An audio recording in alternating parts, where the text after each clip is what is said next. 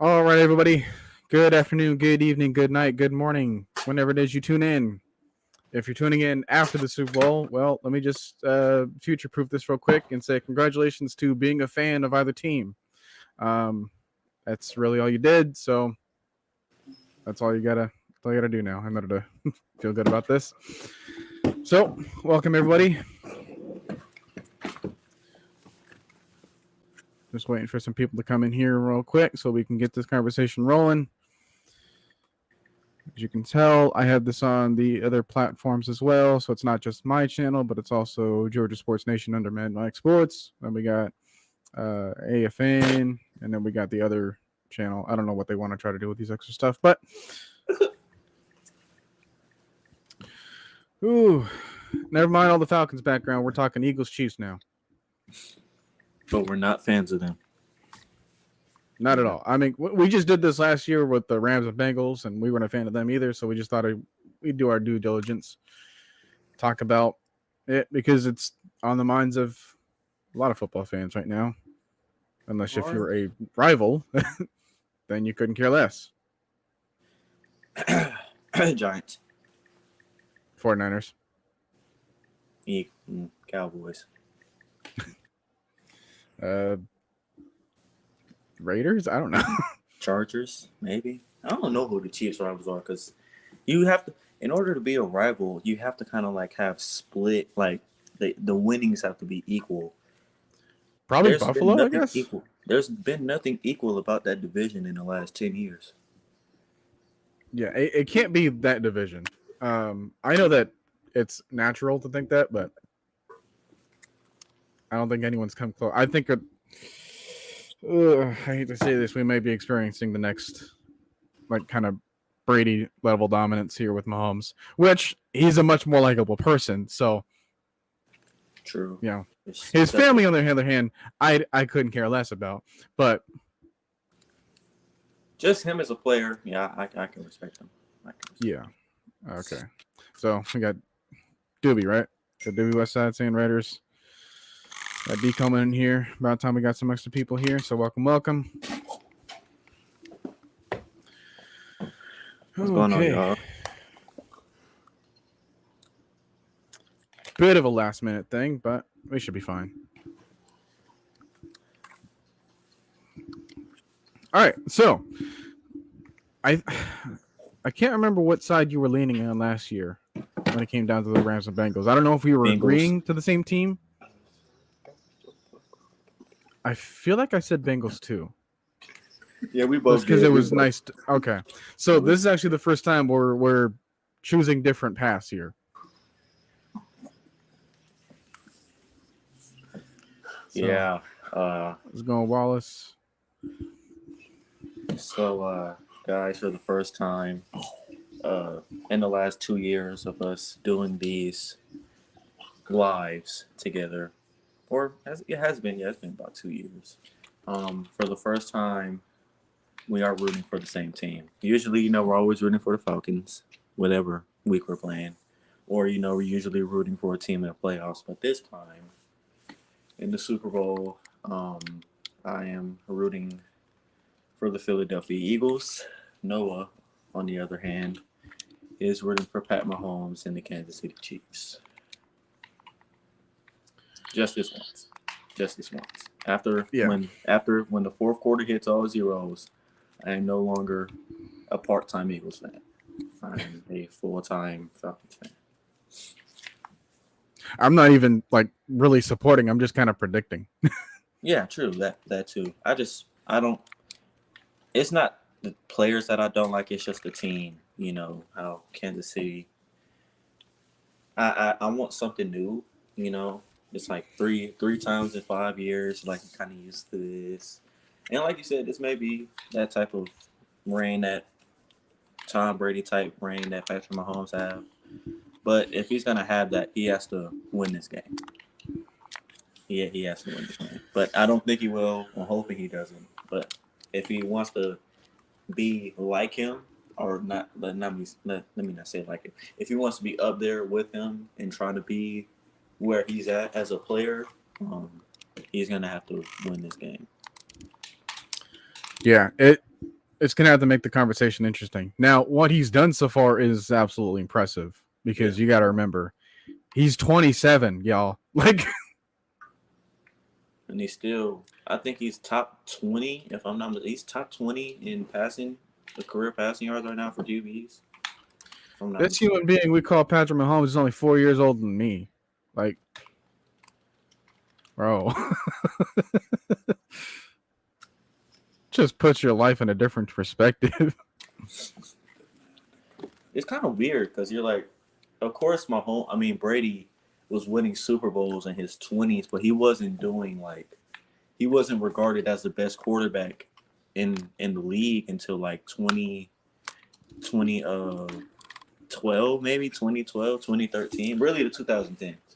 And no, uh, yeah, well, I okay. It kind of depends on where you're going with that. Like, if you're saying that, where was his like first like great year where he was considered the best quarterback, or where is he like considered like in the GOAT category? yeah, like in the top five passing, like top five quarterbacks of I all time. would have to say that it started in 2007.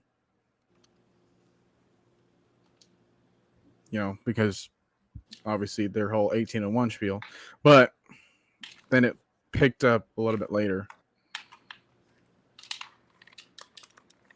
So, but yeah, Doobie was saying something about like Kansas City's the new Dallas. Nobody wants to see them win. I could see some truth to that. Absolutely. It is kind of annoying to see like the same team just like being up there over and over and over and over and over and over again. But at least it's not. At least it's not boring, Yeah, And I'll that's what say I that. couldn't stand with Brady. So Every AFC Championship game, it was either a blowout, or you could see that the refs were kind of like, let's put time in another one. Might as well. See, with Kansas City, exactly. how their offense is so worked is that they could literally do a ring around the Rosie in the huddle and come out with Travis Kelce at quarterback. Heck, they might put He was a quarterback in high school, I True. want to say. Okay. But yeah, now we're going to get into the actual team conversation, starting with Wallace Smith, saying it's not all Mahomes because it's a team thing. The defense is going to have to do a part, which absolutely happened in the championship game. But we have another team to discuss too. So, Trey, try to convince the masses, if you will, on why you're rooting for the Eagles. So one, I'm gonna be completely honest with you. The only reason I'm really rooting for them is because my brother's a Chiefs fan, and well, I don't know. I lost Is my. he a quote unquote Chiefs fan? Oh no. He has a Pat Mahomes jersey, Kansas City Chiefs hat. He's got a Kansas City Chiefs mattress set, all of that. Okay, He's but like was he liking them before Oh Mahomes yeah. got there? About around like 2016, before they had Mahomes. He Okay. says Tyreek Hill put him onto them, so I'll take that. I'll take that because you're always going to need one player, one good special player to put you on the team to really make you support them. Yeah, I can see that. That happened to me and Vic, so. Me and Julio and Matt, but yeah. So second reason, well, really the first main reason. Um, I really don't think that. Okay, so as we all thought when that Chiefs and Bengals game happened, that defense was top tier. They weren't. They were ranked. Their D line was ranked like 24th in the league. It was just Trey Henderson and Sam Hubbard carrying it. Now they were first in tackles, of course. They were first in tackles.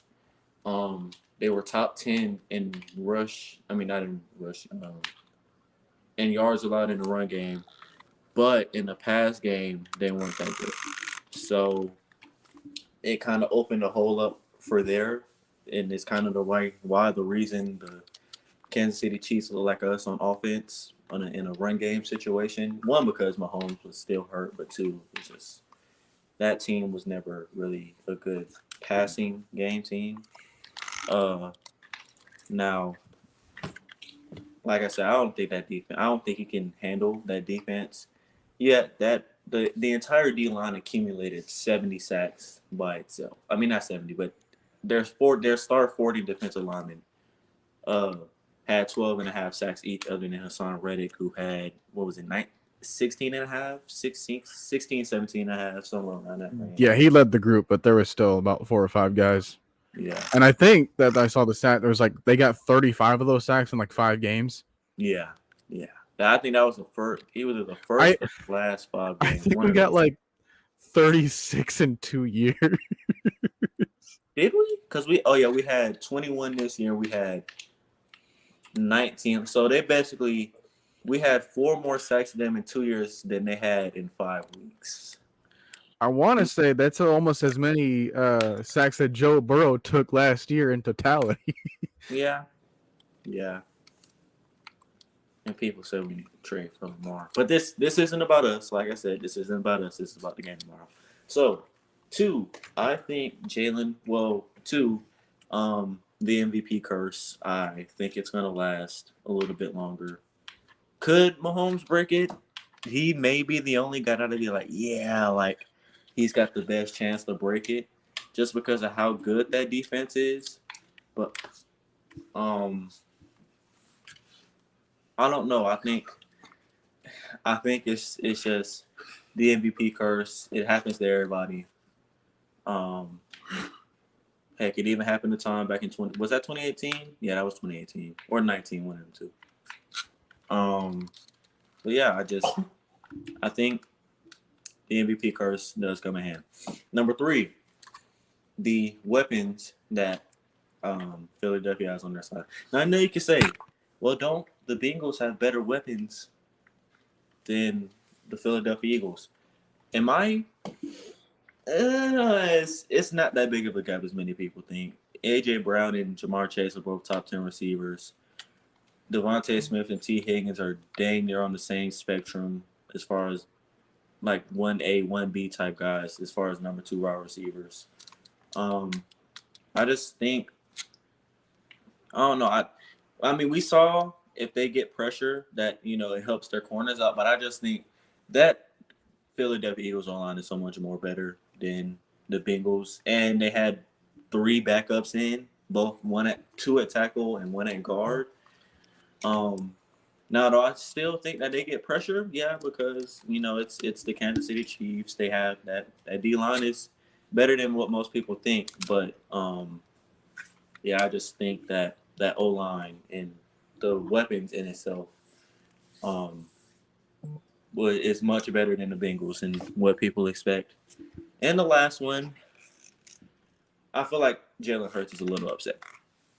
I feel like Jalen Hurts is just like, dang, like one vote for MVP, like not at least 6, not splitting in half, and he won by 1 vote. Like, well, here's the thing. I can explain that away because I'm just gonna compare just basic statistics, right? I know that they had the same record overall, but Jalen Hurts, in just his basic passing stats, which I know is not everything that he does, but let's just start there. He is 306 out of 460 attempts, 3,701 yard, and 22 touchdowns. Mahomes, 435 completions. So almost as many completions as Hurts has attempts out of 648 attempts. So, goodness gracious, do they ever run the ball? 5,250 yards and then 41 touchdowns.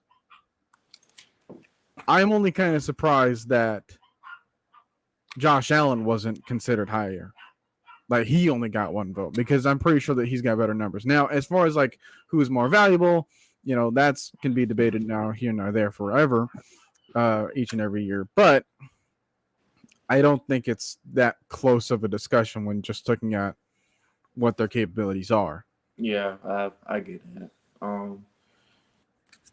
I mean, like, of course, as you know, as a competitor in Jalen and him getting benched in a national championship game and then having to transfer and all that, and all the doubters that he had.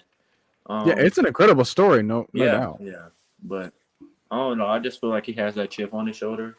Now, of course, I'm hoping he doesn't have a 2018 national championship type game because of course, really another reason I'm rooting for the Eagles is because he went to Bama, and as you all know, I am a Crimson Tide fan, so I support really most of the players that go to the Super Bowl, especially if you're the quarterback.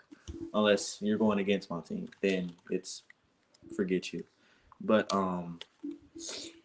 yeah, I don't know if he can have a game to where he's just like having like himself a day, then I don't know. I think it'll be hard for the Eagles to catch up because when he's playing at his best, he's really a top 5 quarterback in the league. If we're being honest, he other than him being out those, I think it was 4 or 5 games into the last game of the season, he was playing like a top 5 quarterback. It's the reason he was in the MVP conversation in the first place. So I don't know. It's just I feel like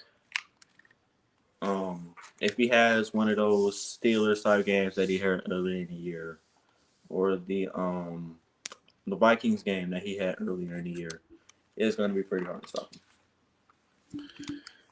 Yeah. I got a quick question. I don't know if you know this off the top of your head. What level of what do you think Jalen Hurts' health bar is? He's about 80% there. I mean, you could tell he wasn't 100% when he played in that NFC Championship game. He had so many under and overthrown balls that game. But with 2 weeks to rest, and they were kind of running the ball down the 49ers' throat all game to kind of protect Jalen, I'd say about a 90. I mean, because really no player that's playing tomorrow is 100%, if we're being completely honest. Yeah, But Mahomes is, I'd say, about 70% there. Yeah. In his own right. But that's not really affecting his throwing mechanics. Yeah. And that's just affecting his mobility. And historically, Mahomes is like one of the hardest quarterbacks to sack. True. I mean, it didn't look like his leg was hurting, especially on that last play. But of course, you know, when you're playing, the adrenaline's running through. Of course, you don't really feel the painkillers. Yeah, the painkillers, of course. But yeah, it's just I don't know. If I'm gonna take a range, I say between the 80-90 mark. If I was gonna take just a clean, like, where's he at now? I'd say about 80, between 80 and 90.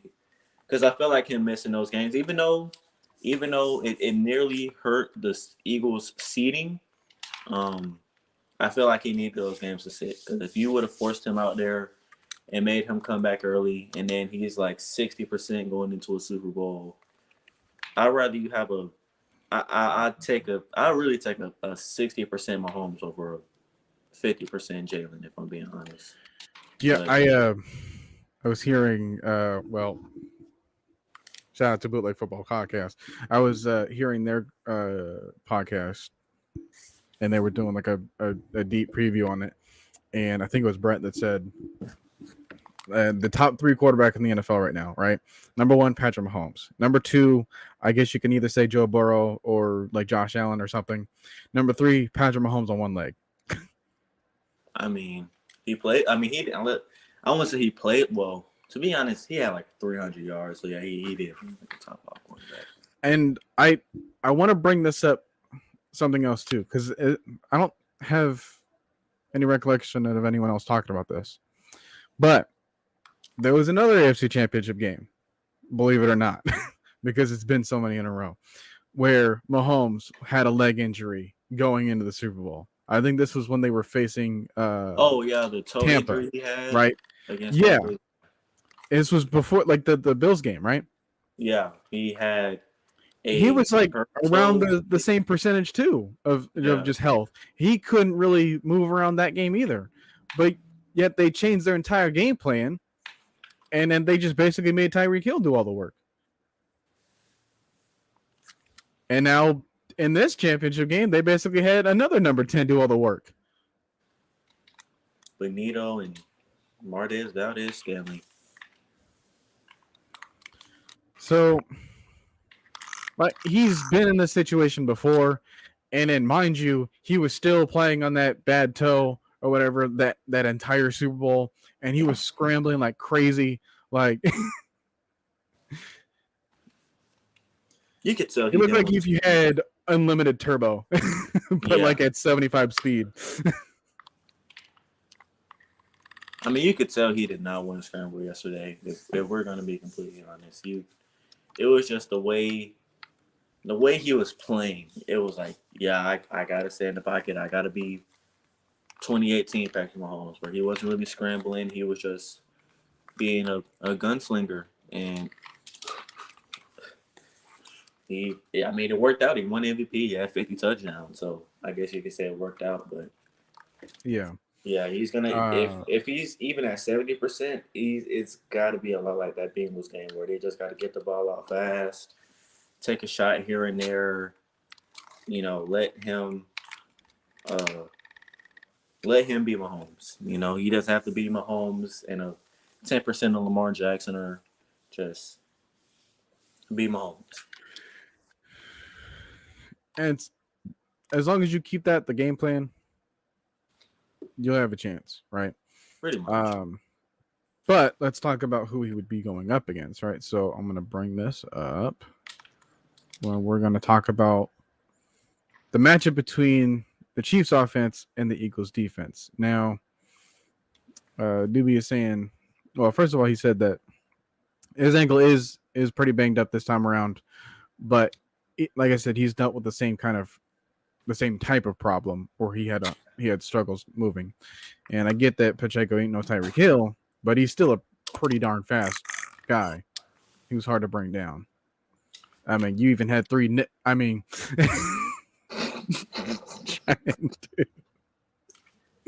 trying to bring him down.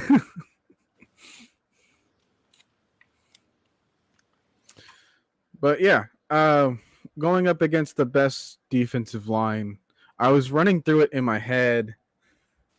I was trying to like name everyone off, and I got to like 6 names, and I thought I was done. And then I was still missing a few names. Like, goodness gracious, they are loaded. Like, okay. They have Fletcher Cox still. They have, I'm not looking at anything. I'm just trying to name it off my head. They have Josh Sweat, who was a name that I forgot. They had Ndamukong Suh, which is a name that I forgot. They have Hassan Reddick, which is the leader of them. They have Jordan Davis, obviously, and Georgia knows all about him.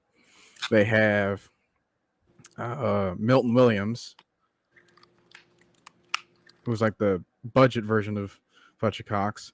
I don't know if I said Brandon Graham already. No. Okay, so then he's 7. I think that's it, but there might be someone else.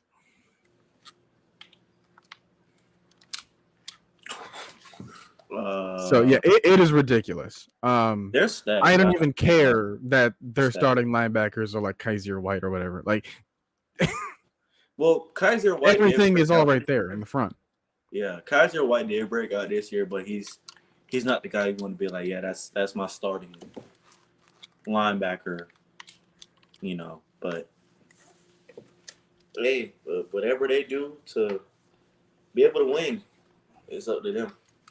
I mean, they're in the Super Bowl with that team, so they made it work somehow. They made it work. Oh my God! Oh, what? Robert Quinn as well. He's on the injury report, so he's not going to be playing, but he's on the team as well. I forgot they traded just for kicks and giggles, I guess. Good Lord! They traded for him during. It was like right before the trade deadline too.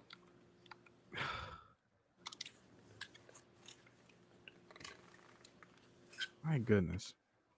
So yeah, just that alone is tough to deal with. Now, Kansas City's offense, like their offensive line, I think they're missing some tackles, I want to say. If I look at their injury report real quick, Trey Smith is out. That's going to be I know. He had a full practice. He's going to play. What's I'm just Trey seeing him on Smith the play? injury I report. kind of forgot. He's the guard, but he's like one of Oh, their best guards. was he the guard from Tennessee? Yeah. Oh yeah, I remember that. They got McKinnon and Pacheco on their injury report. They got Smith Schuster. They got Kadarius Toney on their report. They got Willie Gay Jr. and then L'Jarius Sneed. And then for the Philly roster, the only one that's actually listed as anything is questionable is Brenton Covey, who was a wide receiver. I don't really care. He's probably a special teamer. But Landon Dickerson, he should be fine with his elbow. Lane Johnson, I think he should be fine with a groin injury.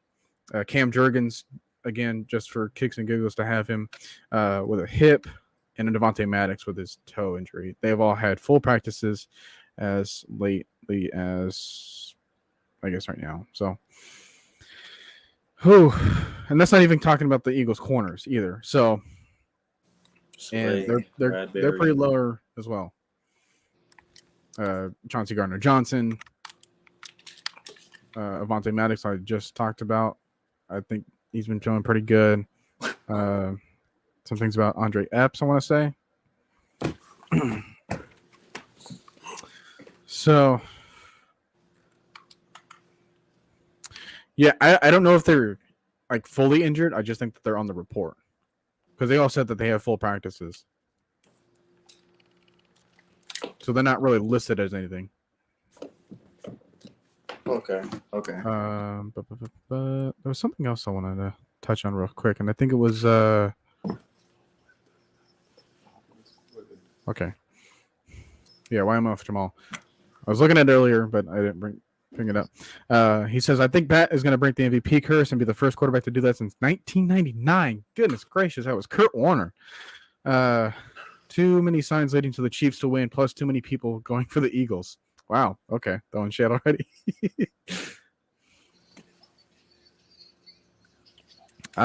D. Coleman is also saying Hurts stayed healthy and put up 4,000 and 1,000 on the ground, but missing multiple games, that did kind of hurt his case a little bit. Plus, I think there was the game against the Cowboys where Gardner Minshew was still putting up like 34 points. Yeah. That right there. At the time, a really good caliber defense. Because remember, that was what people have been saying is it's kind of like the Kyle Shanahan thing or the Brock Purdy thing. They're basically saying no quarterback can fail in that system or that offense. Because, I mean, you have the weapons, you have the O-line, you have the play caller. There's, like, literally no way you can fail in that offense. I mean, who really can? I mean, Quez Watkins, A.J. Brown, Devontae Smith, Miles Sanders, Kenneth Gainwell, top 5 O-line, and Jalen Boston Scott. I mean, there was no way you could really fail in that offense per se. So I kind of get it. But then again, plus the offensive line, like we already said, is stacked. Yeah. But then also the very next week, Gardner Minshew threw 2 picks and a pick six to end the game and only put up 10 points against a terrible and devastated Saints defense. So, I mean, what are you going to do? Yeah. Doobie, you're thinking of 98, and he was the Super Bowl MVP. I think Terrell Davis won the MVP of 98. I think that was the last time a position other than QB won MVP that year. Oh, wait, no. That was Patrick Peterson back in 2012. Yeah. And then before that, it was Adrian Peterson. There's too many Petersons in the league, man. Way too many. Well, they're all dwindling down because they're getting older. Or they just are bust, but.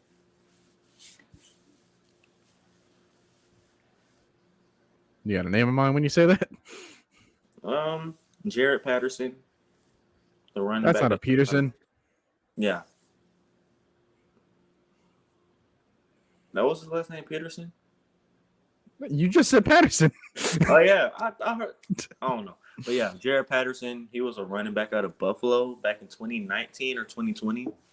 And yeah, he got drafted by Washington, right? Yeah, and I haven't heard a thing from him since. He was like a 4th-round pick. I wanted him in the draft because he kind of reminded me of Devontae Freeman. I mean, not Devontae Freeman. Well, yeah, kind of like a bigger Devontae Freeman. But yeah. But ever since he got All drafted right, there, remember they drafted Bijan and then still had Antonio Gibson and J.D. McKissick. There was really nowhere for him to get any playing time other than on special teams. they're still I doing. think They were still dealing with Darius Geis as well. Yeah. But Tony Wright was saying 75% of the Eagles' defensive line will be free agents after tomorrow's game. Josh Sweat is the only starter that will be under the contract after. Oh yeah, because I tomorrow. remember they signed Hassan Reddick to a prove-it deal, and he basically proved it. Brandon Graham is on his last year. If it's like 3-year contract that he signed back in 2020. He might retire after this. Yeah, I don't blame him. Him and Fletcher Cox are pretty much done after this game. Like what else do you have to prove? Yeah. So, I mean, you still got Jordan Davis. Jordan Davis, Hassan Reddick, if you're bringing back Josh Sweat, doesn't really sound too bad. I mean, that's the Ndamukong Suh might retire as well. Yeah. I mean, it's just a wait and see game at this point because. Oh my God, I forgot about Javon Hargrave. Oh yeah, he's a free agent, but he's also 30. It doesn't sound like it just keeps going. I was about to say it doesn't sound like Javon is retiring because, well, he has the way the media is making him sound is looking like he's about to get a vet minimum bag, if you know what I'm saying. Like a 2-year, 3-year, $20 million deal. Milton Williams, he's already on his rookie deal, so he'll be fine. I mean, but to be honest, I would not be surprised if they brought half of these guys back. Just for like to be honest, I think this was kind of like this is it, like make it or break it year for them. And if they can do it, some of them don't even have to break it. Yeah, this make or break right here. And winning all or we fail, basically, is what they're doing. Yeah, and then James Bradbury said he has expressed interest to go back to the Giants. I know that they kind of cut him just strictly because of a cap casualty.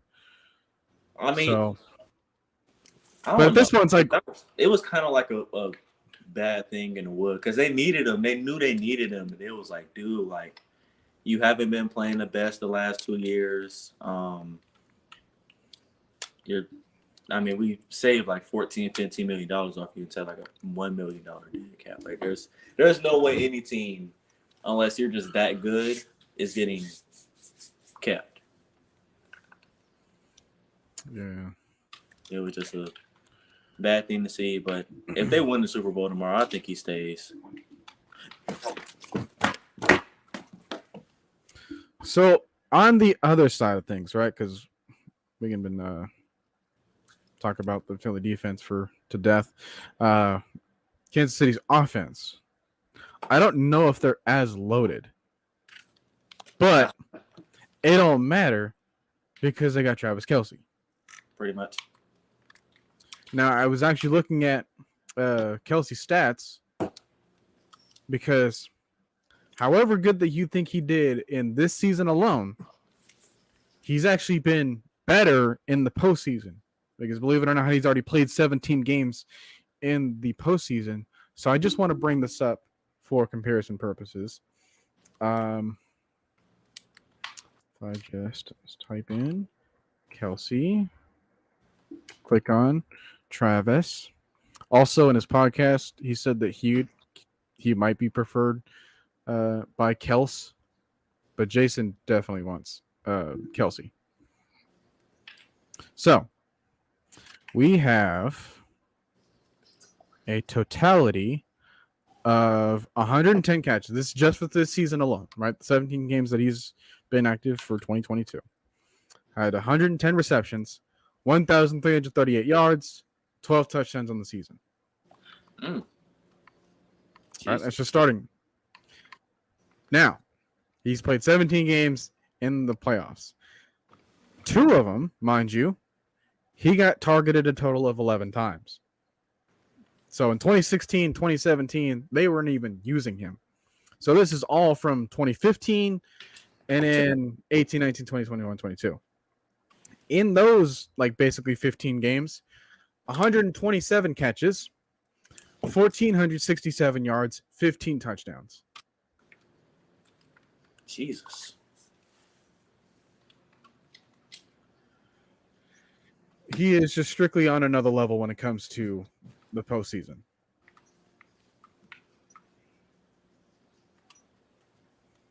I mean, Floyd, you're asking this question.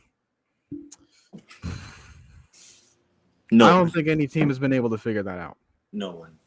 since Other- like 2013.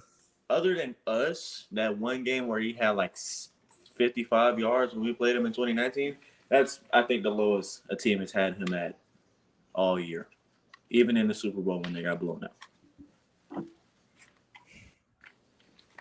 Yeah, especially with what they want to try to do on offense. Like, now that you know that Mahomes is sort of limited on his mobility, now that you know that they could just take their running backs, which, I mean, their speed backs like Pacheco.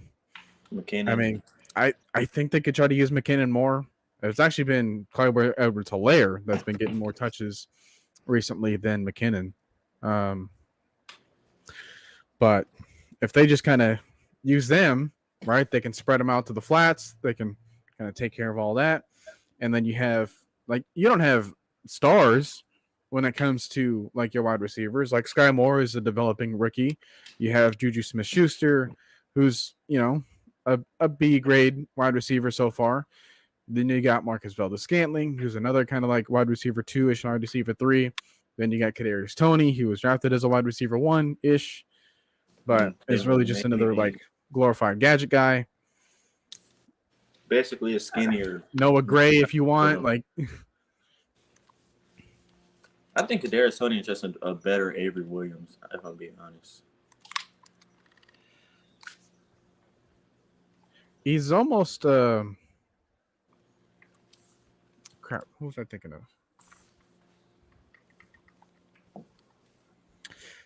I don't know why. I was thinking Ty Montgomery for whatever reason. I mean, that could be one too, because Ty Montgomery was drafted as a wide receiver first, and they just put him at running back. He did way more running back though.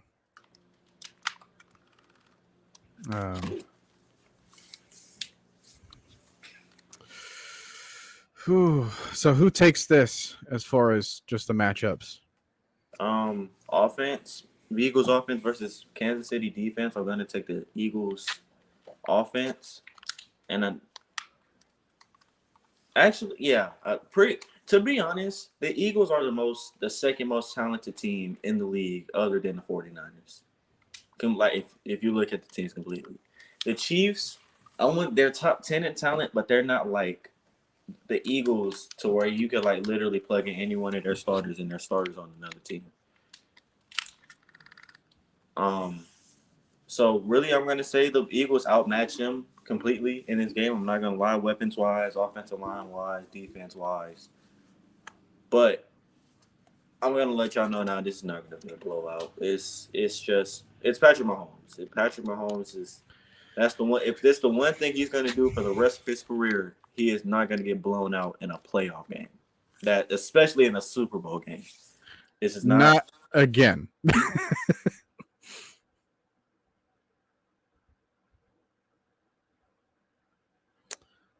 Because 31-9 did happen. But simply put, you can use logic to try to select the Eagles. You can't use logic to describe Mahomes. Yeah, he just breaks whatever logic that you have against him. Pretty much. I mean, or at least he cancels that out. Yeah. He makes up. See, the thing about Mahomes is he can take a wide receiver group like Metcalf and Kadarius and Marcus Valdes-Scantling. Just give him some tier B, some B tier guys or B minus tier guys, and he'll make it look like A plus, A minus offense. And that's what he's been doing all year. Because as long as you got Kelsey, if the running game can at least produce around 100 yards per game, I mean, it makes that offense a lot more harder to defend because, like we've been saying, really since not the Bengals, the Chiefs basically came into the league, or Mahomes came into the league and started. Like, man, if they get a running game to where they can just pop about 95, 100 yards a game and get about 4 or 5 yards a carry, it makes that offense so much harder to defend. And they've kind of done that a lot this year to be able to use play action and use these backs out the backfield, especially McKinnon. I think McKinnon was the first running back in NFL history to score like 12 or he scored like multiple touchdowns in consecutive weeks. And he holds the record for most receiving touchdowns by a running back in consecutive weeks. It was like from week 10 to week 18. Yeah, pull that up. Receiving. Yeah, it was week 13 he got a receiving touchdown. Week 14 got 2. Week 15 got 1. Week 16 got 1. Week 17 got 2. Week 18 got 1. But then hasn't really been used all that much in the postseason so far. And when he has, like, he got 0 receptions against Jacksonville. He had 11 carries, but for 25 yards. Like, you cannot use these guys as an in-between the tackles kind of guy.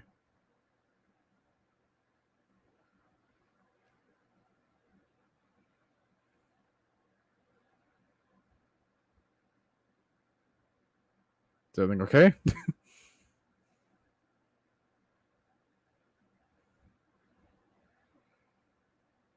Okay, then. Yeah, Vic Fangio, I think that he took the job with crap, I'm kind of forgetting. Where did he take the job from? But yeah, he's still on the staff at the moment. I don't know how much power he's got in this game, but it should be interesting to see the amount of cover 3 that they got going on over there as opposed to whatever Steve Spagnuolo has for Kansas City. So speaking on the Dolphins. Okay. Yeah, I was also looking at D. Coleman's comment over here. Like, I'm just like Mariota without the suck. Okay, something's going on with Trey. Well, while that's happening, it is exclusively a me sighting at the moment. It's okay. We can work this out. We can try a third time.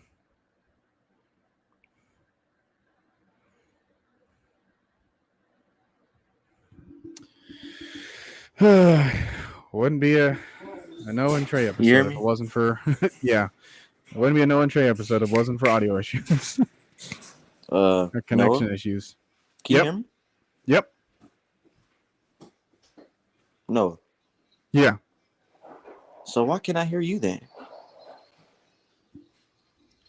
See, StreamYard is always doing something, man. I swear. You know what? Instead of just hitting this reload button, I'm gonna hit done and join back in. Like close out Discord and do everything. All right. Be back in 45 seconds.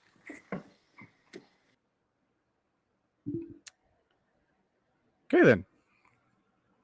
So while we're doing that, let's take a look at some of these other people's comments on here. Mariota would have been okay if he could throw.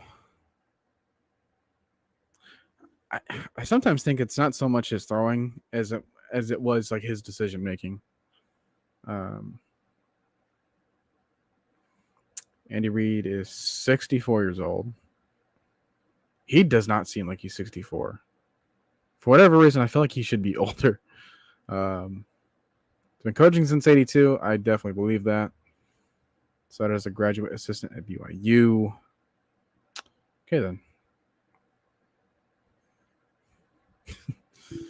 Imagine Marcus aiming for the wide receiver and not the hole in the roof. It do be like that sometimes. Yeah, I guess while we're here, there was a couple of other things that I was going to touch on afterwards. But if we're going to have this kind of problem, then let's get to it.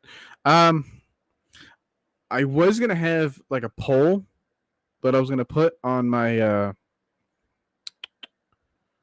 my little post things where you can kind of in the community tab that basically described or asked the question, what is your concern level of every position on the Falcons, right? So I kind of put something on like a question and it'd be like, hey, on a scale of 1 to 10, how do you feel about quarterback? How do you feel about running back? How do you feel about wide receiver? Like, I can do that and then kind of gather some info from your guys' opinions and then bring them onto the show, or we can do it live and just kind of, take the average amount and see how that would work. But I would probably have a bigger platform. I probably would have to include Mad Mike's thing just to get more opinions involved. So, speaking of opinions, Y'all can hear me now? 4 times a chime. I can hear you. Can you hear me? Yes, sir. All right, let's do Okay, this. we're back to normal. Whew, thank God. My B about that. Girlfriend kind of blew my phone up. Yeah. That'll do it to you, I guess. Okay. All right, let's get back to this talk. Okay, so we're going to go back to Philly's offense versus Kansas City's defense. We were talking about the roster that is Philly. Now, Kansas City's defense, they are an average but sneaky unit. They kind of showed that in that championship game. They really showed that in that championship game. I was expecting a shootout, if I'm going to be completely honest with you. But if you call somebody's stadium the opposing quarterback's name and put field at the end, I think that's going to light a fire under some people. And two, yeah, they're a lot more talented than people think. I'm not saying they're like best defense in the league talented. They still need help at some positions, but their D-line is pretty decent. The linebacker core is decent. It's just the secondary that concerns me a lot. A lot. Yeah, because they got 2 rookies in Trent McDuffie and then Jalen Watson. And then L'Jarius Sneed is in the slot, but yeah. I don't even know where their safeties are, if I'm going to be completely honest with you. Juan Thornhill. Oh, yeah. And who's number 23? It was, because he had a pick last game. What is his name? We'll figure it out tomorrow if he makes a play. Well, I'm trying, but come on, Pro Football Reference.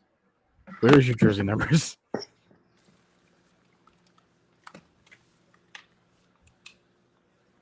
I must not be seeing it right away. Okay, that's Justin Reed. That's probably who it is, right?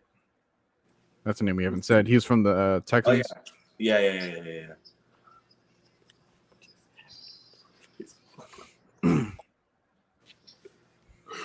So yeah, they're a young unit, especially with that.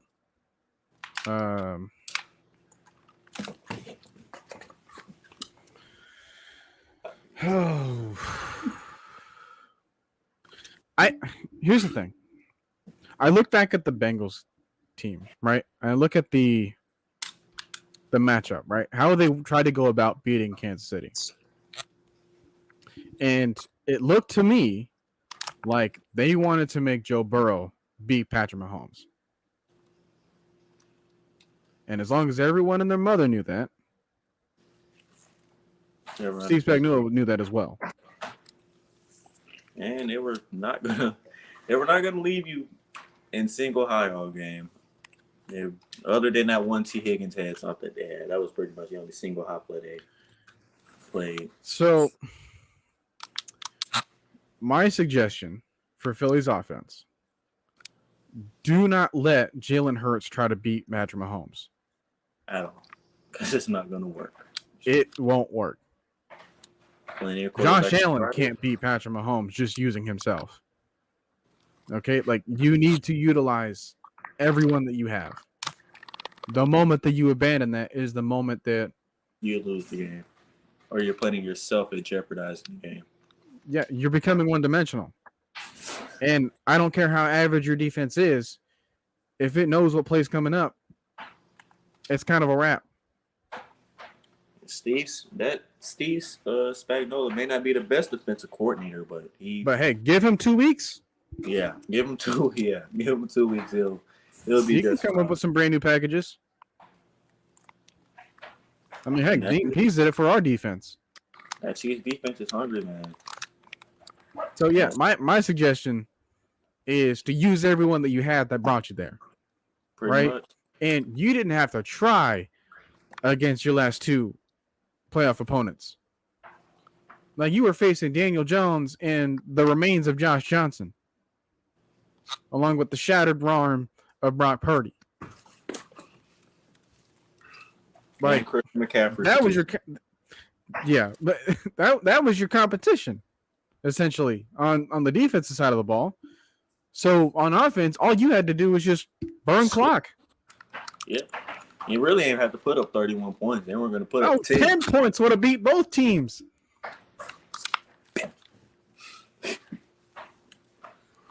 Yeah, you're right. Yeah, because actually, now that I think about it, they put up a combined 14 points between the Giants and the 49ers.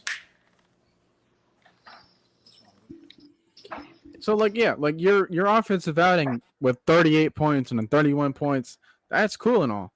But how you get those and where that's distributed, that does kind of matter. Because if you start slow, if you start sluggish, it's gonna be a bad day. I'll say that. Because I'm gonna ask the person that's rooting for Philly, do you think that the Eagles offense has to keep up with Kansas City, or do you think that the Kansas City offense has to keep up with Philly?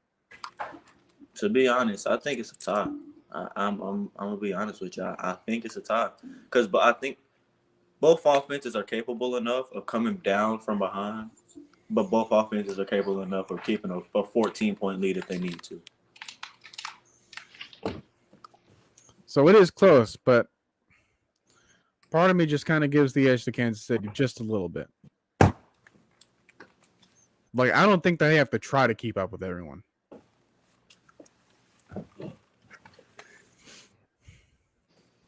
So it's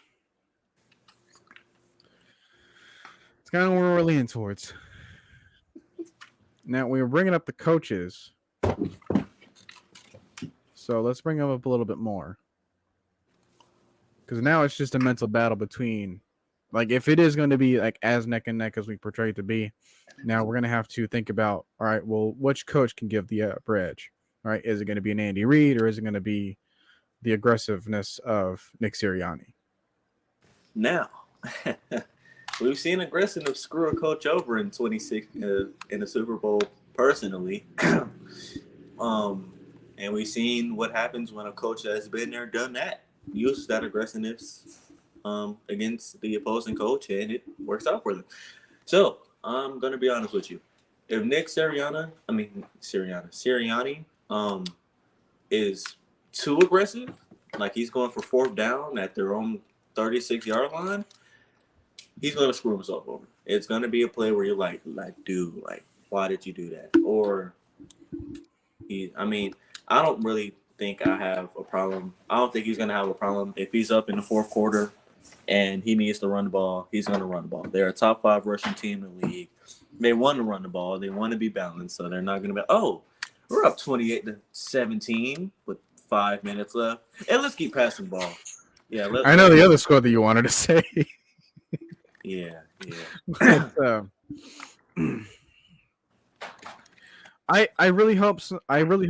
I hope that's the case, because balance is what helped him get here, right? It wasn't just a straight up like, hey, I have Jalen Hurts and I'm gonna have him throw to AJ Brown just all game. Now that worked against the Titans because,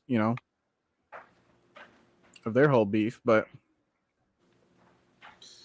and also, if you remember, they didn't even score a receiving touchdown in the NFC Championship game. I think they scored all 4 or 5 of their touchdowns on in the run game. Yeah, it was like Miles Sanders twice, and it was like Boston Scott before the half, and Kenneth Gainwell once, and then Jalen Hurts once. So yeah, they basically scored all of their touchdowns on the ground. But he didn't have But to like do I it. said, they didn't need to pass because of who they were up against. Now they have to pass. Yeah. So It's. I mean, unless you're gonna try to tell Kansas City we're gonna beat you 20-17 or 24-20, it's gonna be a rough day. I'll say that. it could be that way, right? Because we're praising the Eagles' defense,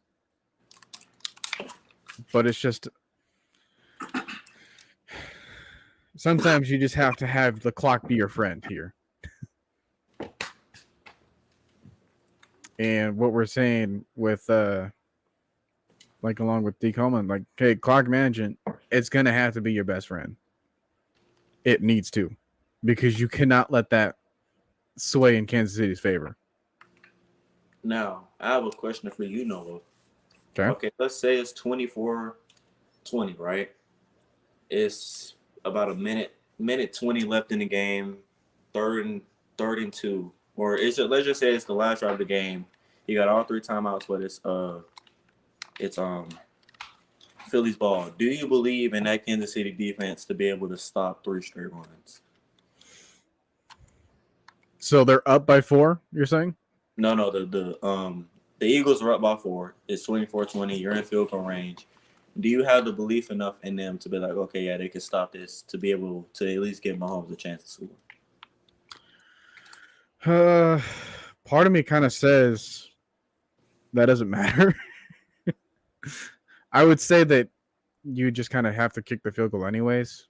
Like, you would let them kick the field goal. That way it would be 27-20, and then they can go ahead and try to tie it with however many seconds that are left.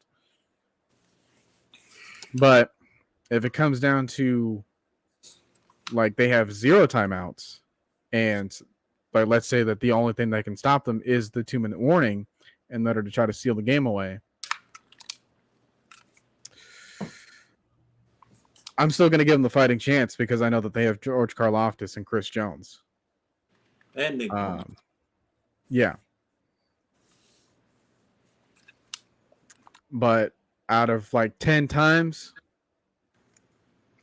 I can give them 4 wins, just like right off the bat. And that's what they're going to need. But the 6 times, maybe leaning towards Philly.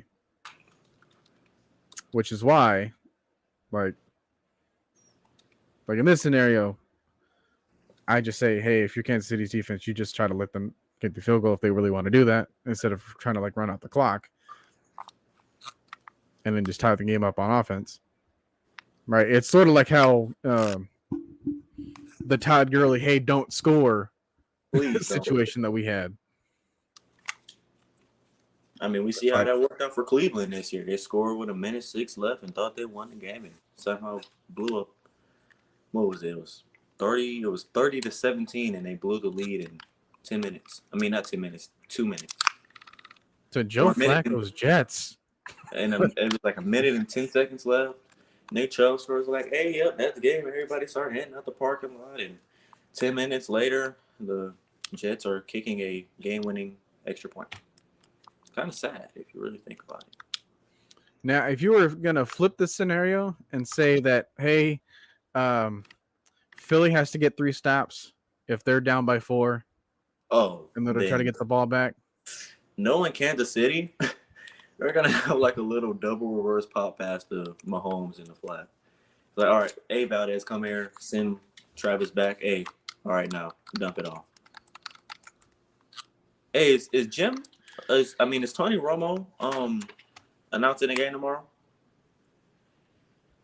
I can't remember where it's being broadcast. If it is CBS or not. It's on. Oh wait, no, never mind. It's on Fox. Thank God. Who? Okay. Because I swear, if I heard, oh no, Jim, I don't know. I'm gonna. I could mute the entire Super Bowl like a lot of people do. Yeah. Just mute it, watch it. Like, if you really know the game, they're not really going to add anything that you don't already know. Pretty much. And it's like Tony Romo's predictability, like his ability to predict the play, it's kind of dwindled down. I've noticed. He'll call a screen pass and they'll throw a triple post, like just a triple seam over the middle. Like, oh, Yeah. I knew that. Yeah, I definitely knew that. Oh, that was their hot read. Oh gosh, like It was three uh uh uh crossing routes. Yeah, I knew that. Yeah, it was always going to be 3 crossing routes. but Man, see, but I know what their plan B would have been. yeah. You know, even though Mahomes literally overthrew the ball by like 5 yards, that was still a good throw. Valdez Scantling just got to get another. Oh my god, I forgot about that. Who was he saying that to? Where it's like, oh hey, that was a bad throw, or like you overthrew. He said it to Trevor Lawrence when the ball literally went through Christian Kirk's hands. Like, it was a 59-yard bomb on the money in tight coverage, and it went right through his hands. And he said that was a bad throw. Yeah, like, oh man, I don't know why you would even throw. I don't even know why you would even throw that. Like, come on, man. Even in your best years, you couldn't make that throw. I don't care if it was before or after you had your 3rd injury. I don't care if it was 2007 Terrell Owens on your side. You couldn't make that throw. Oh, no. You could barely complete a head top to Dez Bryant. What makes you think you can complete a pass like that? Crazy. If Dez even caught it. Yeah, if Dez even caught it at that point. Now that we talk about this, it just makes the Cowboys look even more of a disappointment. And I love it. Oh my gosh. Brock Purdy has as many playoff wins as Dak Prescott and Tony Romo. And he only played in 3. I think he's played in like 10 games total in his career. And got hurt in the last one. It literally got hurt in the last one. Could have been 3-0. So, yeah, I mean, like, the only time that I will actually hear Tony Romo's voice if it's actually coming from Frank Caliendo. Yeah, he's pretty annoying. He's now, if they got like Joe Buck on there, this game is not going to be exciting at all. I'm going to be completely honest with you. If it's Greg Olsen, maybe. I mean, if we're being honest, the main 3 guys that have done it has been the Sunday Night Crew, or the old Sunday Night Crew. Mm-hmm. Joe Buck and Troy Aikman and Tony Romo and Jim Brown. So hopefully we get something new. I kind of want to see something new. And if they're doing this on Fox, they're probably going to have a new scoreboard too. They usually do that every 3 years. Maybe some new camera angles. Yeah, maybe some new camera angles. You never know. I don't even know what they're going to come up with now, but when they already got like those drones and whatnot. I don't know what that camera angle was in that Giants-Packers game in England, but I kind of like that. I want more of that. I'm not going to lie. Yeah.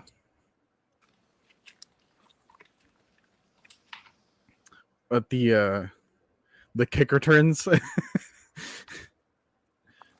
well, they just kind of have to follow him around. And it's like, I don't know why, but it seems like every time they go to that camera, they always have a kick return touchdown. So you never get like a good angle. Pretty much.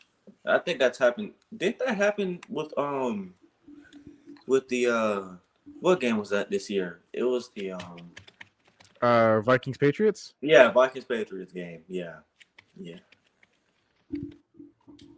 Literally just had to have a terrible, like, just god awful camera angle. But you could basically all you saw was the last like 10 seconds of the run. Man, they've been doing the camera angle ever since, what was it, freaking Batman Returns with Hines Ward. Pretty much. And they still can't get it right sometimes. It's sad. They'll figure it out one day. Whew. But yeah. So overall, it comes down to a decision between Nick Sirianni and Andy Reid. I don't know. What's Chad thinking? What's everyone else thinking here?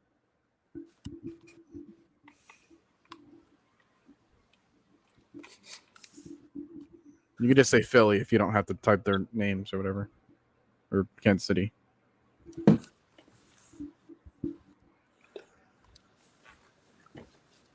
So I want to see if it's like if it as split as I think. I think 70% of America's going with Philly. I mean, not 70, 60%. Got one vote for Andy. Another vote for Andy. Got a score prediction. What is it? I want to know. It may be the right one. Well, he's saying KC by 10. Not an Oh, exact score, that's, but that's not the right one. Nowhere near the right one. got another vote for. It's the same vote, but it's saying Patrick Mahomes got main character syndrome. Which, I mean, heck, can you blame him? Media's been feeding into it since 2018. True. Any votes for Philly? As far as I coaching, got one on the panel, but yeah, because like even Alex was saying something about Vic Fangio and everyone on their side about like Gannon, that whole spiel.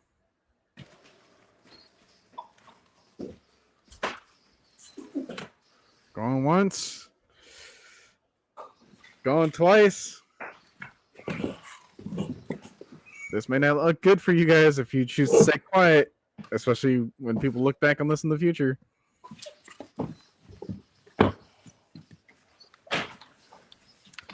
All right. That'll be enough of that. Now, let's talk about something else because we're still Falcons fans. We still want some people's takes, and we got some questions that came in earlier as well. We had first one right here is a February version of this question. All right. So take this with a few grains of salt, especially with we don't know how this is going to shape out.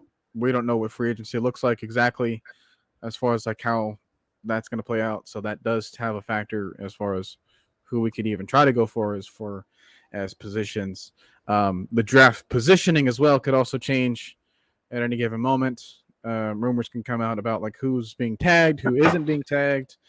So a lot can happen. But let's just say nothing changes for us and we stay at 8. We got to assume that like the first couple of names that we hear off the board are the likes of Jalen Carter, or the likes of Will Anderson, or the likes of Bryce Young and CJ Stroud. So that takes away 4 names already. Who would you think would take up the other 3? Okay, so you said Jalen Carter, Bryce Young, CJ Stroud, Will Anderson. Yeah. What do you think, like Miles Murphy or something? I could. Now, I've heard. Top 5. I've heard that Miles Murphy and Tyree Wilson are basically tied in a lot of people draft boards, just because they both have the same like build basically, or dang near. I mean, it's identical. Miles Murphy is like an inch, like a literal inch shorter than Tyree Wilson, and they're both about 275, 280, but Tyree Wilson's just a bit faster. I mean, Miles Murphy is just a bit faster. Both of them are raw products, I could say, or you could say. But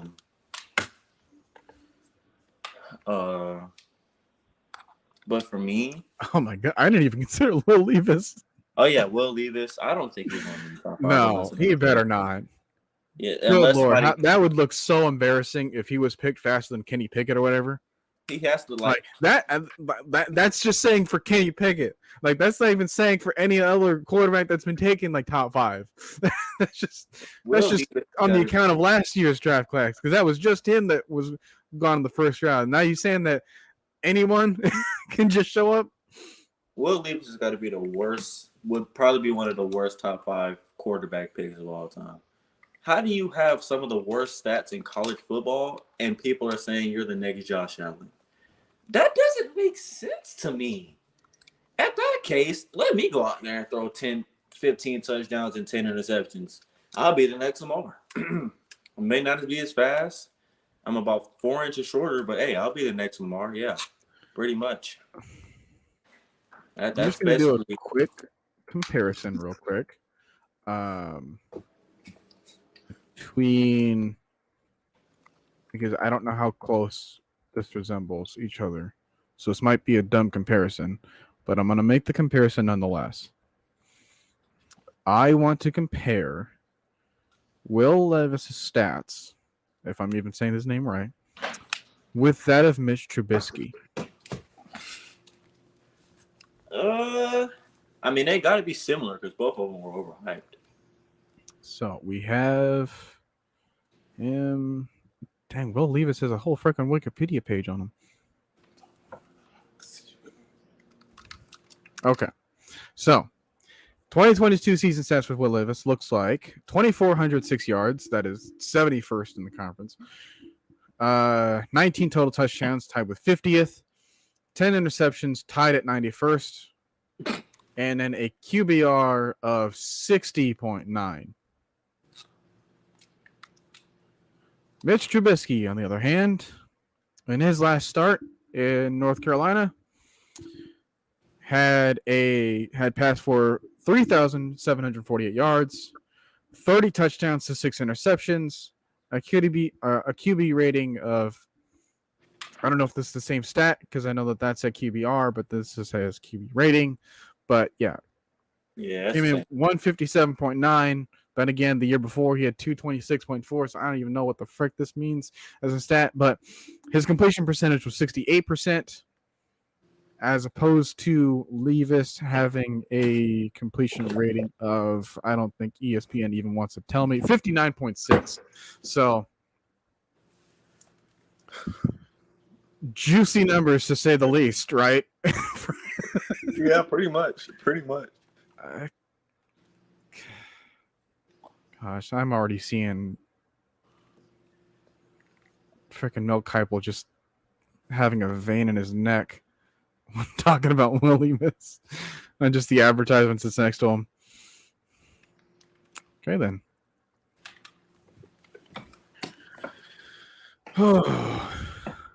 Okay. So I'm just going to assume that he's not even in the conversation as far as a first round pick. Heck, if Desmond Ridder wasn't, then Will Levis certainly ain't. All right. Shouldn't be. Definitely shouldn't be. Heck, if Malik Willis wasn't, Will Levis certainly ain't. He might get like Sam Howell, like fall to the 5th round, man. I don't know what the heck's going on here, but what would be the other names? Any other guesses? Anthony Richardson. Okay. Yeah, quarterback from Florida. He's been getting a lot of draft buzz. Sadly. That's about 6 so far, if I'm counting correct. So we still need about one more name, right? And then we still have the conversation about who's left. Where are we at? We're at the Lions or the Seahawks pick. The Lions pick it. No.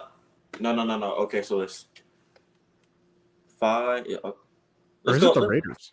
Yeah, we're at the Raiders. So, who would they pick? They're probably going O-line. I'd probably say Peter Skoronski.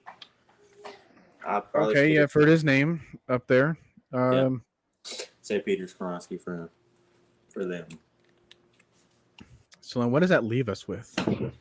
You got Tyree Wilson, Christian Gonzalez, Joey Porter, Devin Witherspoon. Who is Brees? Brian Brzee. Okay. Surprisingly, and this is the most sickening name I've heard us come up with. I've heard some people say to Quentin Johnson, the wide receiver from TCU. If you know, you know. Peter Johnson from Ohio State. Who else? Heck, I've even seen in Daniel Jeremiah's mock draft where I was taking Yeah. Drew Sanders. Yeah, Drew. That made me. I didn't even watch that. I didn't even let him explain that. I exited the video. Which, I mean, let's just say this, right? Drew Sanders by himself, fantastic player. But compared Not to top everybody 10 else, worthy. but compared to everybody else, Even the diehard Drew Sanders fans, which I know of a few, take him in even the. they're saying like, yeah, second round at best. We take him at number 8. I'll literally turn the draft off, and I'm not lying. I swear I will. We take Drew Sanders at number. I don't care what he puts up at the combine, what he puts up at his pro day. We take Drew Sanders. I'm turning the draft off, and I might lose all faith in Arthur Smith and whatever Terry Fontenot was doing. But I know they won't do that because they're smart, and we're smart, and we don't reach. We're not Thomas to reach. So 2. Now that we have those options, I heard a report that we may cut Casey Harry. Did Casey Harry get cut today? Not that I've seen so far. Okay, so maybe it was just some false report. But I've heard reports that Casey could get cut. So that's one. I think, I'm not gonna lie, if we do what I think we're gonna do in free agency, and that's really build the trenches and maybe get a safety and a number 3 wide receiver, I think we're gonna go corner in this draft. I mean, the top cornerbacks are stacked, dude. Like, would go number 1. They'd be the number 1 corner in any other draft in the last 3 years, in my opinion. Other than last year. Other than last year, because Sauce was undoubtedly number 1. Him and Derek Stingley were undoubtedly number 1. I think Christian Gonzalez is better than J.C. Horn was when he was a prospect. Him and Devin Witherspoon. Maybe not Surtain. I think if Surtain may have been the number 1 corner, even though he was the second one off, it was literally the pick after, but still. 29. Who was in the 2020 draft? Oh yeah, Jeff Okuda, AJ Terrell, CJ Henderson.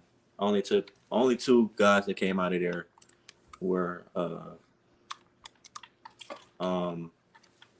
Jeff Okuda and AJ Terrell. And Jeff just came on the scene in like week 7. He just somehow blew up and took the lead. Okay, I think Brian Bresee, right? That's how you say it? Yeah. Okay. When it comes about his injury concerns, is it like a David Ojabo situation? He is injured a lot, but it's not like long term. It's like a game or 2. He'll be out. From what I've heard or what I've seen, it's mostly like a game or 2 type injury. But I don't know. Now the thing about him is, to add on to the injuries, he's very inconsistent as a pass rusher and as a run defender too. I mean, as a pass rusher, he's very inconsistent. Run defender, he's pretty good, but as a pass rusher, he is pretty inconsistent in that. And it doesn't help with the injuries either. So kind of like Ojabo. Yeah, kind of like Ojabo. Now Ojabo though, he kind of blasted on to he was good in both. He just he blew out his Achilles in the pro day or in the combine, whichever one it was. And then everyone around him was so much more concerned about the football. But that was pretty sad. I still get mad about that. But yeah, but I think David Ojabo was a better prospect than Brian Bresee. 1, because he had more better stats, and 2, before that injury, he didn't have really a serious injury to go off of in his college career. okay. So when you say that Bresee isn't as good of a pass rusher as Ojabo, right? Does that kind of give you a concerned about the depth of the pass rush pool? And no. Does it kind of seem top heavy a little bit? I mean, yeah, because you have Will Anderson, Jalen Carter, Tyree Those Wilson. guys alone are taking up all the attention, and I've seen other prospects that are in this draft class that our Falcon staff have known pretty well that are amazing athletes in their own rights, and one of them literally broke the college record for most sacks in a season, and yet no one's talking about him, and that's Caleb Murphy. This man had 25 and a half sacks in the season. Oh. And not a single person is talking about him. He's coming into the draft this year? Yes. He was on the Shrine Bowl on our coaching staff. Oh yeah, they got a good look at him. I'll tell you that now. They got a good look at him. I don't care what kind of division you play in. Why has that record stood so long then, if that's the case? If it was so easy. I mean, put a 5. That's all I gotta say. I mean, and it wasn't just he was just facing this other competition. He was getting sacks at the Shrine Bowl too, and that's other mid-round to high-round picks. Second through fourth, basically. That's basically what the Shrine Bowl is. Second through fourth round picks. Yeah, and then you have what was his name? BJ Thompson from Stephen F. Austin College. He's another just game wrecker that no one seems to care about him.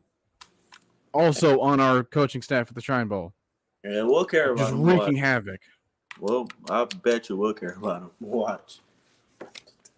It's I was hearing praises about him every single quarter while watching that game. And I get that was a low-scoring game, but heck, I don't care about the score. I don't care about who wins. Just hey, what can you show me on a per-rep basis?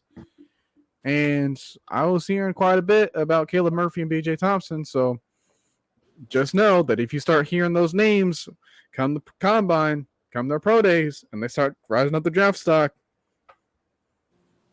who'd you hear from first? That's all I'm saying. Mr. Noah, the professor. Okay.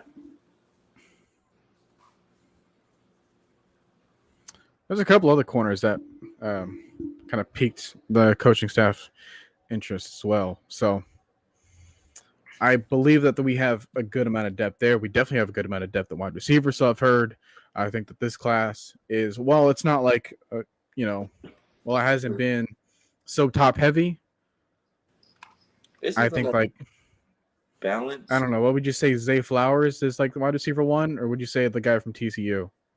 I say Quentin Johnson. Quentin Johnson. He's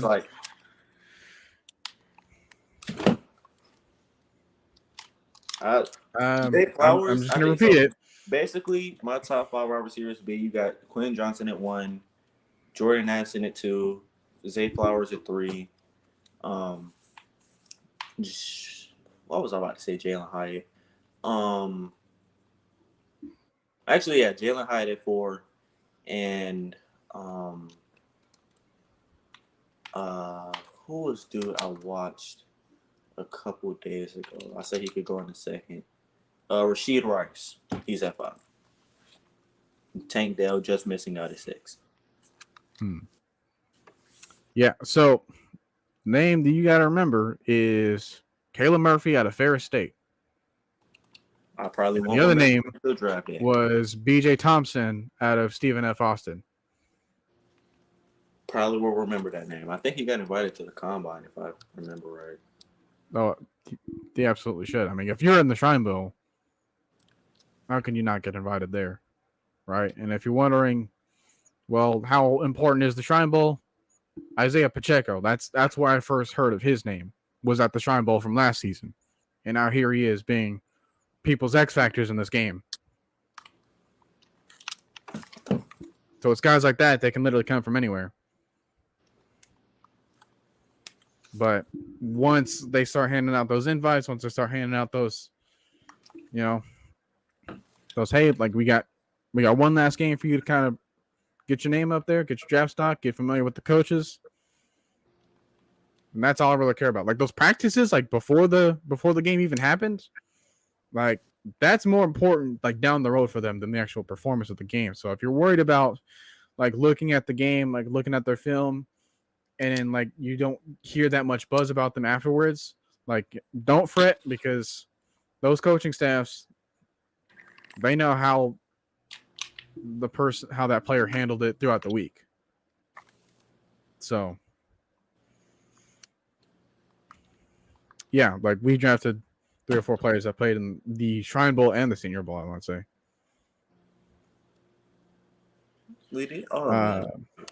But yeah, I was seeing Zay Flowers as wide receiver 1 possibly, because I've heard a number of comparisons between him and Antonio Brown, like pre-crazy Antonio Brown. Like he's actually worked out with Antonio Brown. Oh, hopefully he didn't give him too much advice. No, but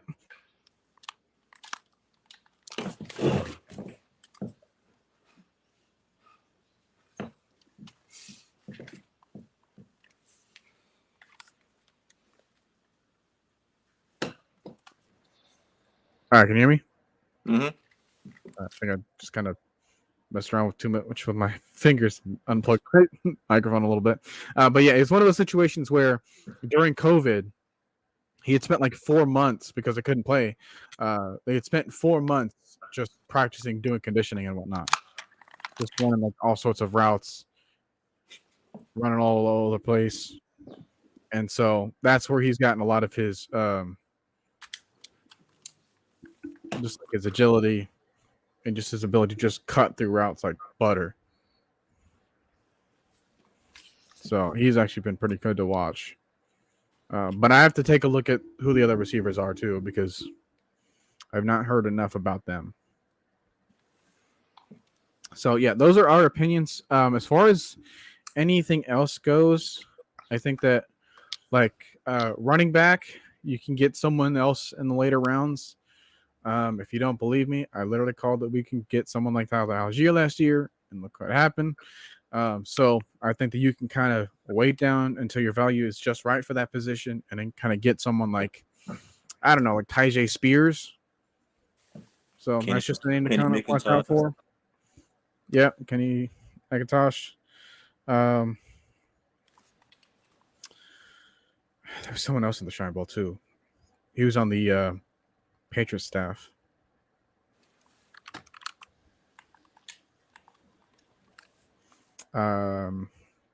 Chris Rodriguez. We need to say him. Quarterback. I know we're hearing a lot about like the top like 4 or 5 names there. Some of them not even all that completely legitimate, but that's neither here nor there. The other name to watch out for is, if you want competition for Desmond Ridder, like everyone says that they do, but you want to have it be like some sort of a fair fight and not like an obvious, all right, well we got to go for this guy now because we're paying him too much money, or we drafted him too high for him to not work out, right? If you want it to be a fair fight, then you can get someone like a Dorian Thompson-Robinson from UCLA, who might go in the mid rounds. And I'm just going to say that while he was in like a Chip Kelly kind of RPO offense, so he might have a little bit more adjusting to do, he's basically got all the tools that Desmond Ridder has. So he's got mobility, he's got a good arm downfield, he's got, like the accuracy and the kind of high point passes. So he's got the knowledge of like where to locate a football too, and that's always a good indicator of like how smart you are pre-snap and post-snap. Like, not saying that we would do that, but it's just like, hey, it's just we're leaving every option open on the table just early. That way we can go into free agency with a more open mind, and then we can go in the draft with a more like best player available approach. Because we do need depth, right? If we're not going to keep Marcus Mariota, I don't want to have to roll into the season with Desmond Ridder and Logan Woodside just let that be that, right? I want someone else in the room, just like a lot of you people do, but there is a discrepancy to be made first. So that's mine, right? Not saying that you have to go cheap with quarterback, but just don't break your bank when you just finally got money. Like, I feel like a lot of people, they see the cap space, right? Which we have the second most. So that's good. We haven't had that in a long time.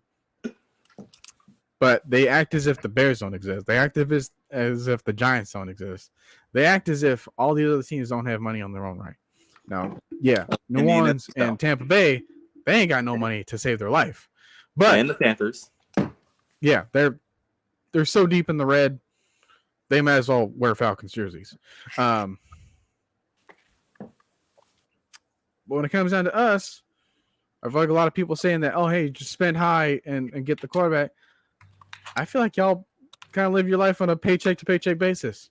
Like, I don't know what it takes in order for you guys to manage your money well enough in order to kind of be smart about things. It's like, you got to pay your bills and you got to make sure that everything else at home is taken care of before you start splurging. Got to be frugal. All right? If there's one word you got to learn, frugality.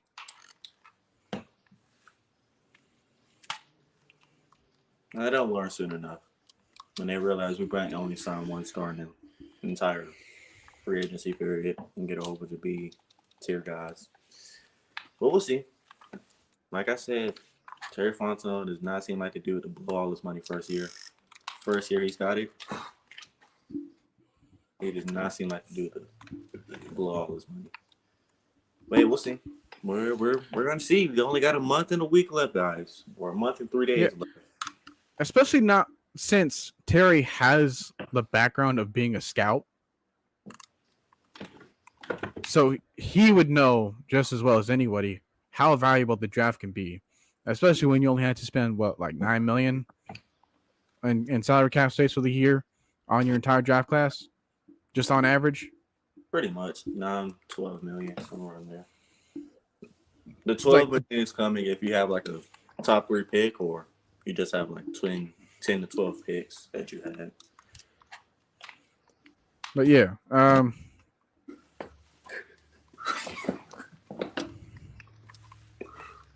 going to look this up one more time to make sure that I'm not giving away false information.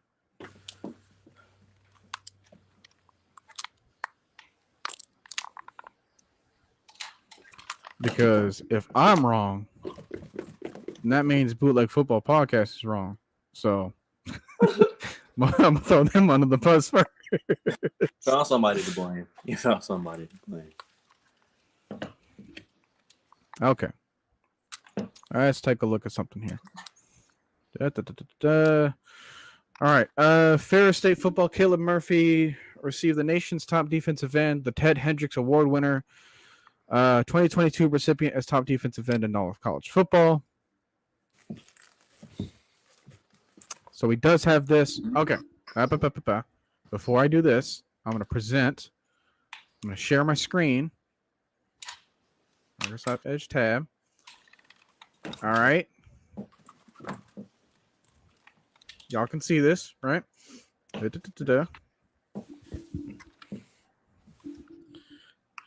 Haha.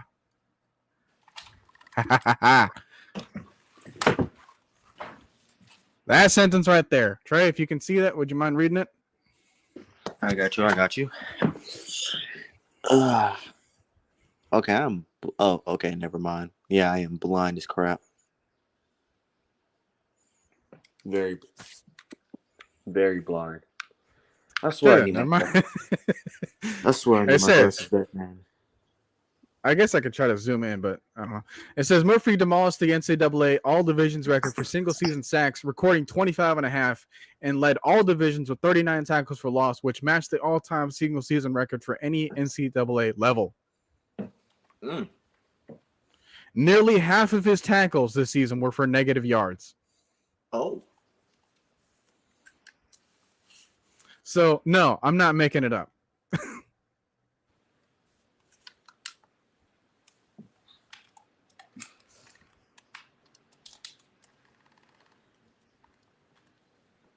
Well, he does seem like an underrated gem. I'll give him that. Yeah, that is a definition of underrated gem. I'm So I surprised. think we're talking about the wrong. I think we're talking about the wrong Murphy when looking at the first round pick. But that's just me. I know you can't be too high when it comes to these smaller college schools, but freaking Khalil Mack came from Buffalo, so True. you never know. I'm just saying, like, when it comes to defensive linemen, I think that sacks and tackles for losses are one of the most translatable stat into the NFL. Because that's where Matt Judon got his stuff. That's where Zadarius Smith got his stuff. And look where they are right now as far as, like, the sack production. Not even see that. He got a 12-game schedule. True. So you don't get as much as TV time either as other people. See, I pay attention. I'm still using my noodle. I may not be on here as often as I want to be, but I'm still looking around. By the way, we have another corner that was on the Shrine team. Travius Hodges Tomlinson. Yes, that Tomlinson. Because he's from TCU. He is literally the nephew of LaDainian Tomlinson.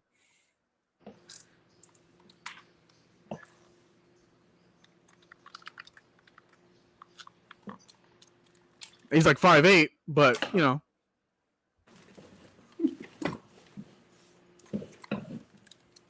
Yeah, right, not bad for a corner. He's probably going to end up playing slot anyways, but he is a pretty feisty little dude. I cannot lie. He is pretty feisty. I'm just saying, like, if for anyone that says that we missed out on Marcus Jones last year, who ended up going to New England, hey, I think that's your next answer. And it doesn't seem like he's going to go in the first. He's projected to go like the 4th round. And hey, if we can't keep like a D. Alford or Isaiah Oliver, I wouldn't mind having him. Yeah. Man, Brent Grimes, he was 5'8", and still found a way to cover freaking Calvin Johnson and Jimmy Graham. True. So I think we'll have to wrap this up. I know that before we started the stream, we were giving a score prediction. So Trey, what would be your score prediction going back to the Super Bowl? 34. I'm going to say 34-27. You already said you take the Eagles. Well, you guys get your answers in the chat. I'm going to start seeing you guys type yours. Oh, okay. I think the winner of the Super Bowl would score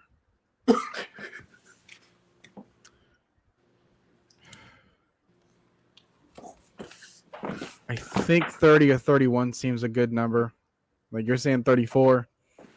I can see that. I just don't know if they'd kick that many field goals. We could have a missed extra point. That's true. But I don't see Brett Maher anywhere. But then the losing team, right? If I'm going Kansas City, then that means that they'd have to stop Philly just enough. Or Philly would have to stop themselves, which I think is equally as likely when it comes down to just like the general weaknesses of the team. And we know all too well what it's like when you have a team that's so stacked, the only true weapon is themselves.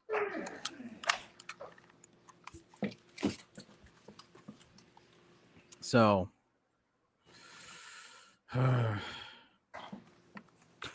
could we go with the same score as they did last time, 31-20? Yeah, let's do it. Let's do it. Because that's literally how they beat San Francisco in that one.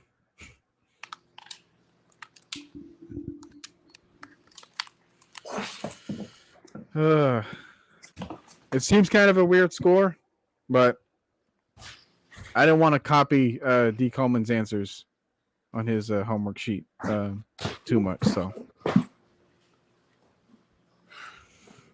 but yeah, I think that's going to do it for us right now. Any last conversations or updates that we would have? we could probably have another show after the Super Bowl in order to kind of talk about what we just talked about. Just kind of seeing like, hey, who went wrong and where. We could do that, or we can just start heading into free agency conversations. We can start looking at our own team. And like I said, when Trey was off, I could put up polls on my community tab for my channel and be like, hey, on a scale of 1 to 10, how confident are you in this position? And see if that can work, because like I don't have to make a video in order to do that to get your guys' feedback. So if you guys want to be involved in that, you can head over to my channel. If you guys are already there, well, then you don't have to do anything. But I made sure that I was trying to put this on as many platforms as I can so that we can reach as many people as possible. But even after the show, right? If you're watching this after this is already over, and if you made it this far, congratulations to you. But same applies to you guys as well.